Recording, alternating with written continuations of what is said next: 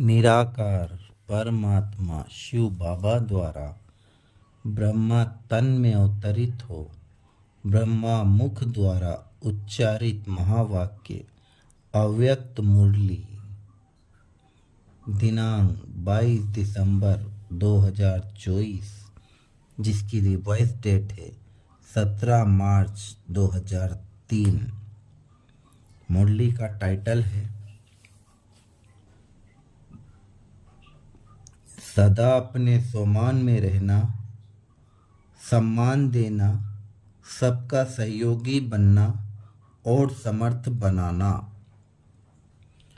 आज भाग्य विधाता बाप दादा चारों ओर के हर एक बच्चे के मस्तक में भाग्य की 3 लकीरें देख रहे हैं। एक परमात्मा पालना की भाग्यवान लकीर, दूसरी सत शिक्षक की श्रेष्ठ शिक्षा की भाग्यवान लकीर, तीसरी श्रीमत की चमकती हुई लकीर। चारों ओर के बच्चों के मस्तक बीच तीनों लकीरें बहुत अच्छी चमक रही हैं।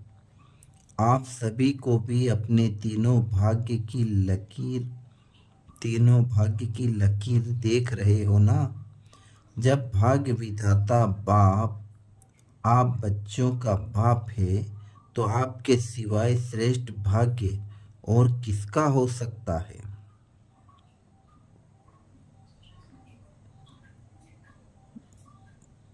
बाप दादा बच्चों की भिन्न भिन्न लीला देख मुस्कुराते रहते हैं। कोई कोई सोचता स्वरूप रहते हैं, स्मृति स्वरूप सदा नहीं रहते। कभी सोचता स्वरूप, कभी स्मृति स्वरूप। जो स्मृति स्वरूप रहते हैं वह निरंतर नेचुरल स्वरूप रहते हैं। जो सोचता स्वरूप रहते हैं उन्हें मेहनत करनी पड़ती है। यह संगम युग मेहनत का युग नहीं है, सर्व प्राप्तियों के अनुभवों का युग है। 63 जन्म मेहनत की, लेकिन अब मेहनत का फल प्राप्त करने का युग अर्थात समय है। बाप दादा देख रहे थे कि देह भान की स्मृति में रहने में क्या मेहनत की। मैं फलाना हूँ, मैं फलाना हूँ, यह मेहनत की। नेचुरल रहा ना, नेचर बन गई ना बॉडी कॉन्सेंस की। इतनी पक्की नेचर हो गई जो अभी भी कभी कभी बच्चों को आत्माभिमानी बनने के समय बॉडी कॉन्सेंस अपनी तरफ आकर्षित कर लेती है।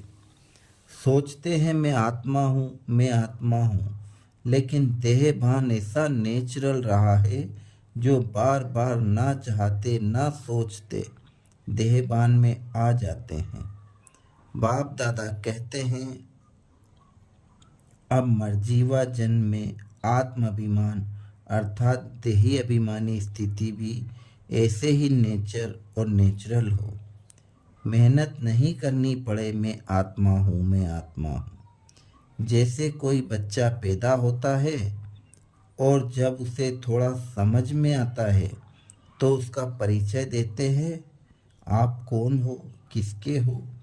ऐसे ही जब ब्राह्मण जन्म लिया तो आप बच्चों को जन्मते ही क्या परिचय मिला, आप कौन हो।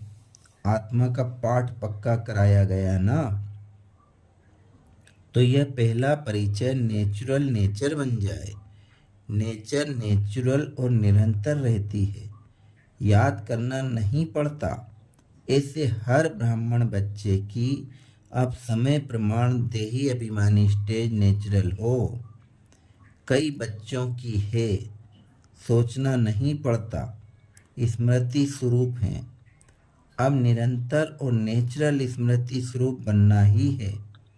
लास्ट अंतिम पेपर सभी ब्राह्मणों का यही छोटा सा है, नष्टो मोहा स्मृति स्वरूप। फिर आज का वरदान है स्वमान की सीट पर सेट हो, परिस्थिति को पार करने वाले सदा विजयी भव। स्वमान की सीट पर सेट हो, हर परिस्थिति को पार करने वाले सदा विजयी भव। सदा अपने स्वमान की सीट पर सेट रहो कि मैं विजयी रत्न हूँ, मास्टर सर्वशक्तिमान हूँ। तो जैसी सीट होती है वैसे लक्षण आते हैं। कोई परिस्थिति सामने आए तो सेकंड में अपने इस सीट पर सेट हो जाओ। सीट वाले का ही आर्डर माना जाता है। सीट पर सेट रहो तो विजयी बन जाएंगे। संगम युग है ही सदा विजयी बनने का युग। यह युग को वरदान है, तो वरदानी बन विजयी बनो। स्लोगन: सर्व आसक्तियों पर विजय